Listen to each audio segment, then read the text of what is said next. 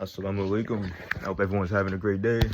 And if you're asking what I'm about to do right now, I'm setting up a dip bar that's been in my house for some time. I can't find a good angle for this. Give me a second. Is that good? That's a little too close, but I guess you can't even really see. Okay, the video ended. All right, that should be good.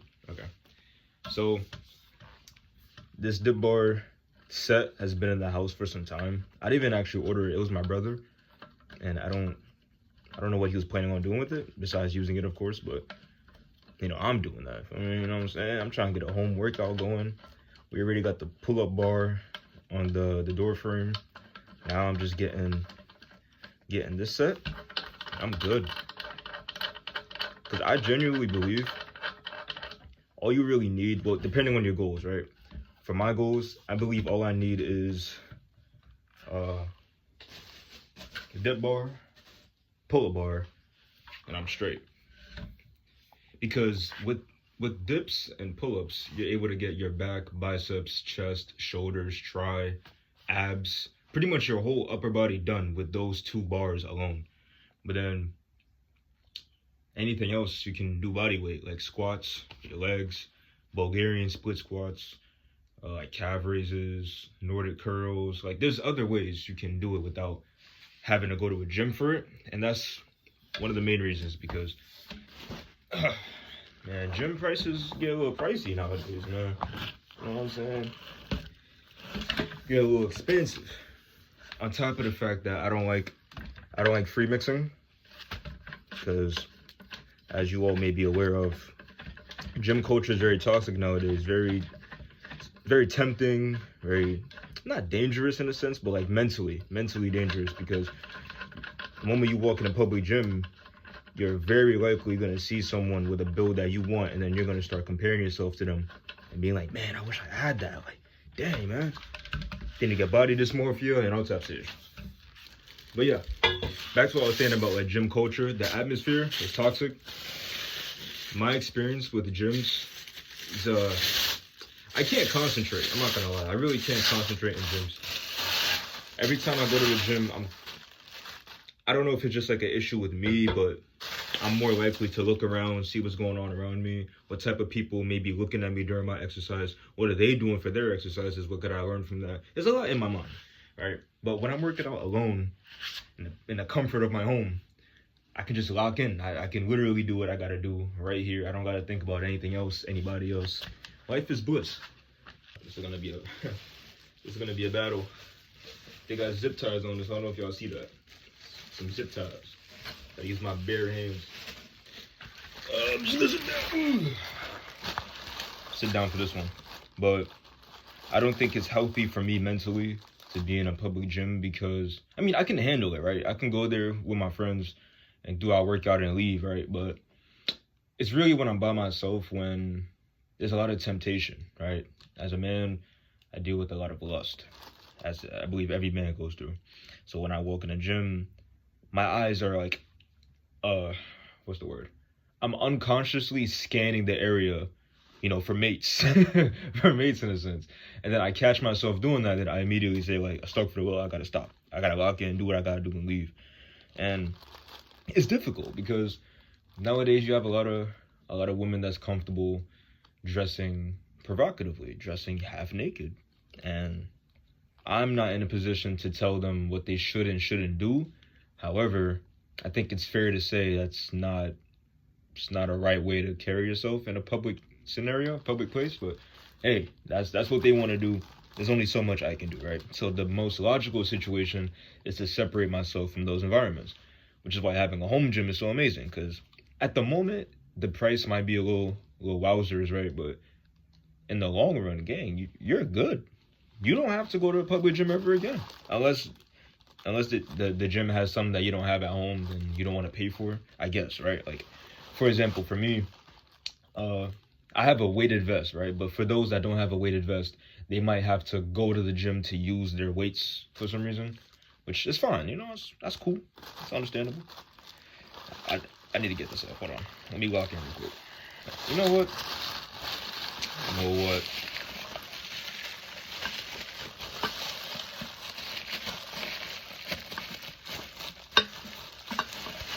do this the old-fashioned way.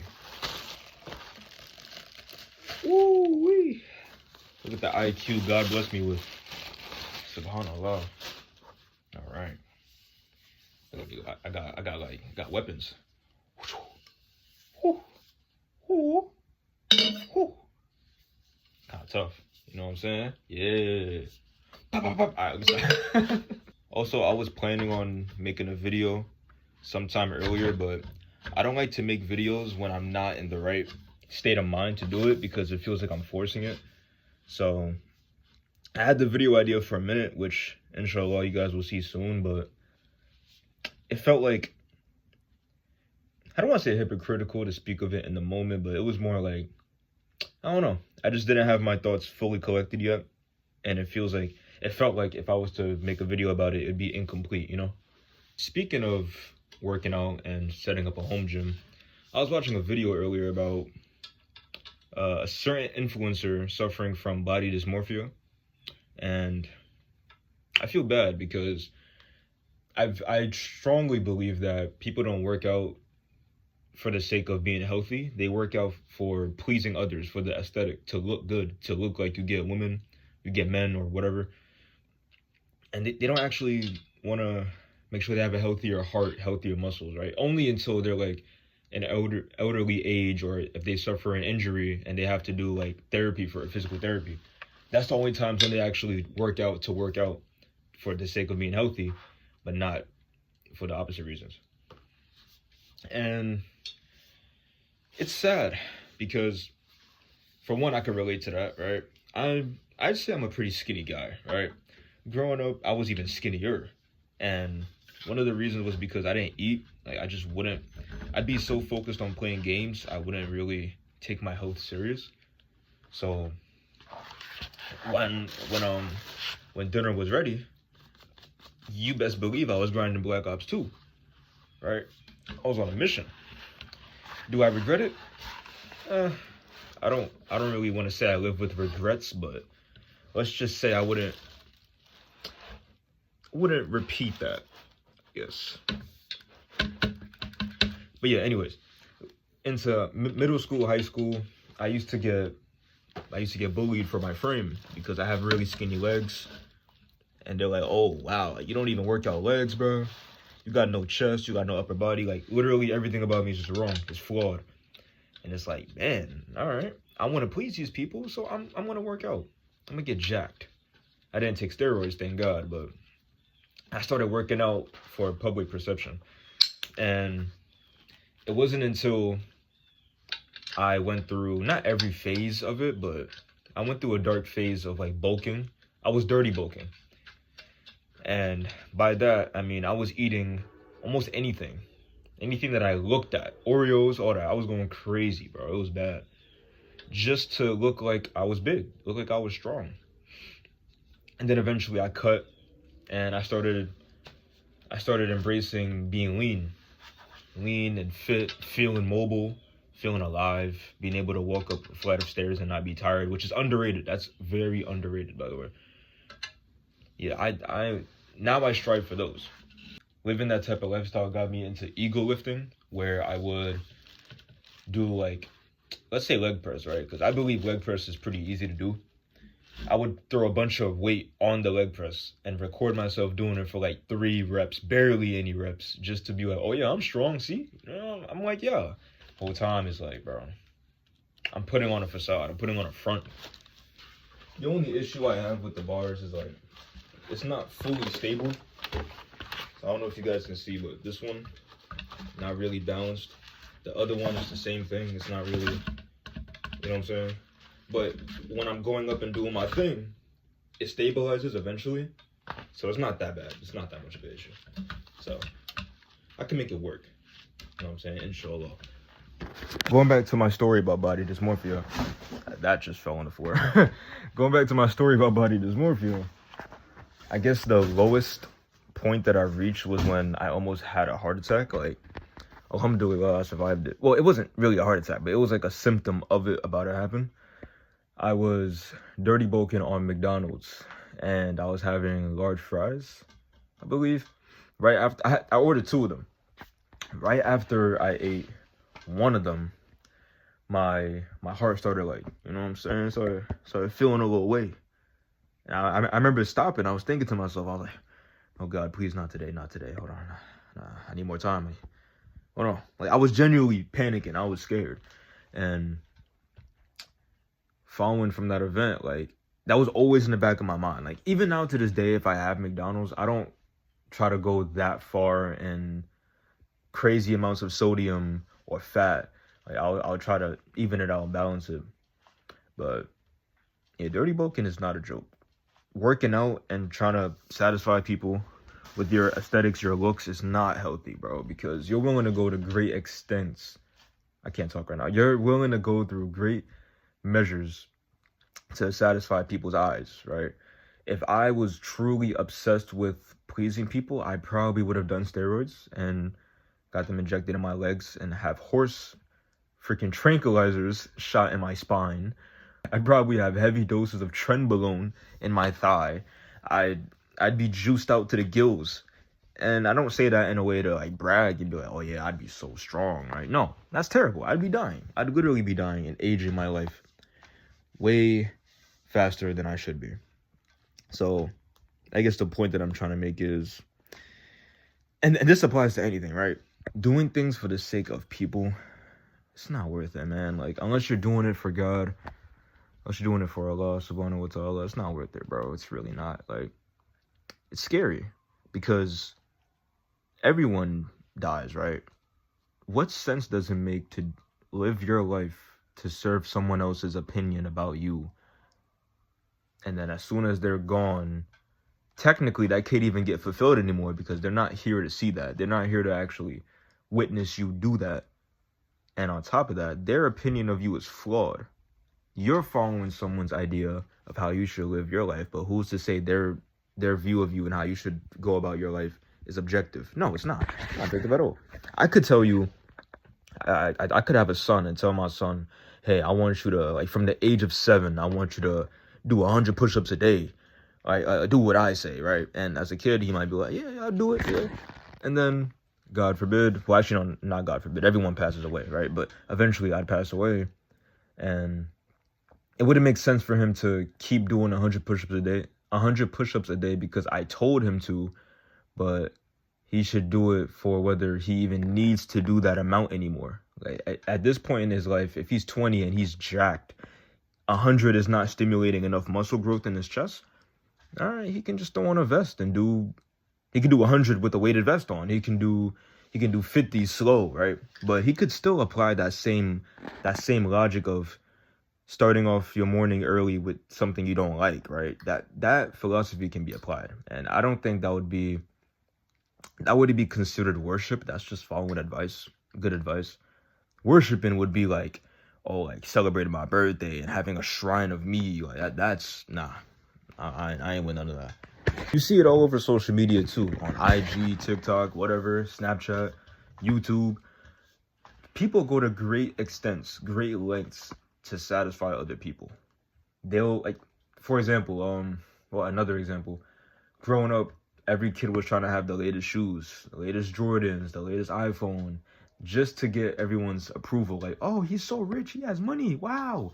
And then as you get older, you're like, oh, that kid, he actually fell off. He became a bum, right? He doesn't actually know what he wants to do with his life.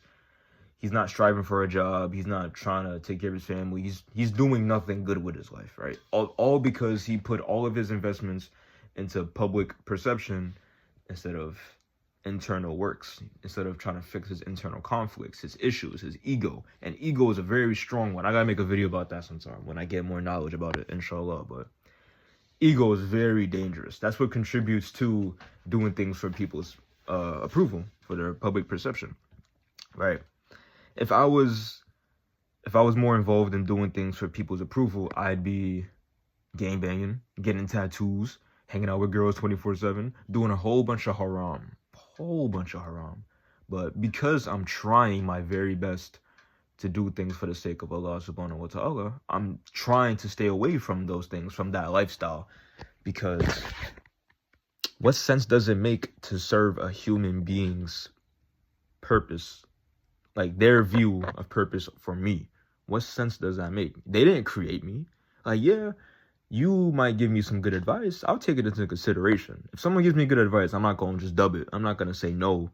Like, if you tell me to eat healthy, I'm not going to say no. That's worshiping you. No, like, you're giving me good advice, and many other people can share that. It's everywhere. That's not bad advice, right? But you specifically telling me to light a candle and make a prayer and then go on about my day because you think that's the best thing to do with no factual, like no proof, no hardcore proof of that's actually what I should do in my life. You're tweaking, buddy. I ain't doing all that. On IG, you got people getting all types of surgery. What do they call it? Like, I don't even know what these type of surgeries are called anymore. What, BBLs, whatever. All these, I think Botox, that's what it is. All these types of damages that they're doing to themselves just to please somebody else, typically the opposite gender. You got people flaunting their body parts, as you know how I'm talking about, on social media to appease people. It's like literally trying to get attention. They don't even try to hide it. They'll like, what I see from girls and boys, or men and women, they'll be like, oh, like, do I look good in this, right? If literally from men and women, by the way. I'm not trying to be sexist. I see it from both sides. And then when you post something like that to the public, you know what you're doing. You want people to either say, actually, no, truth is you want people to confirm your bias about you. You want them to be like, oh, I look good, you know?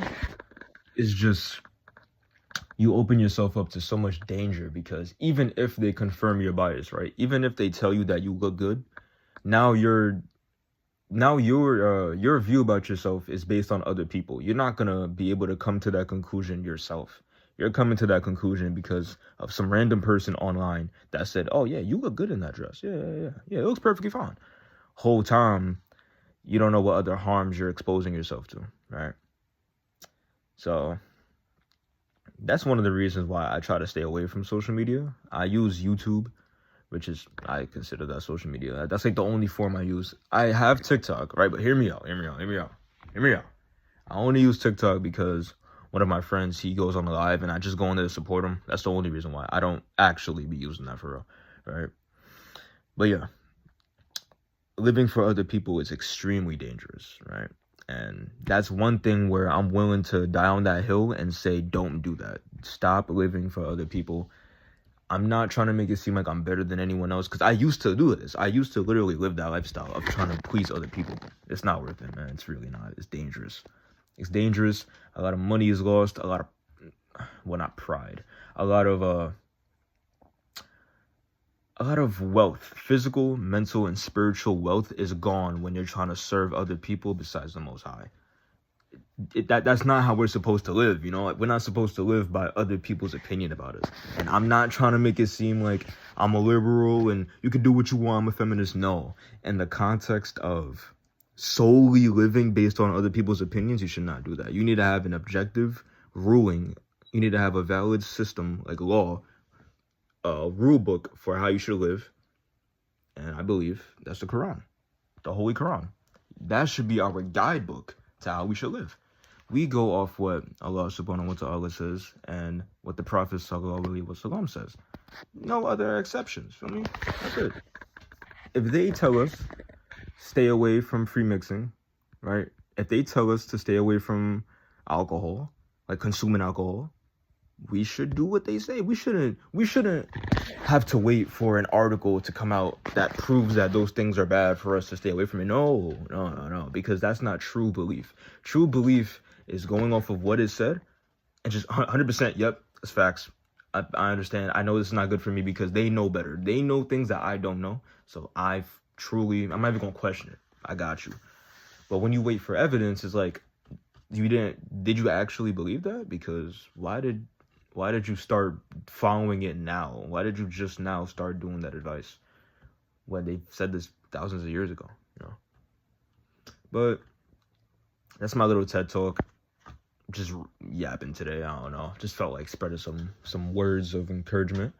I hope you guys learned something from this video. I hope you take some sentence that I said and apply it to your life, as I should be doing as well.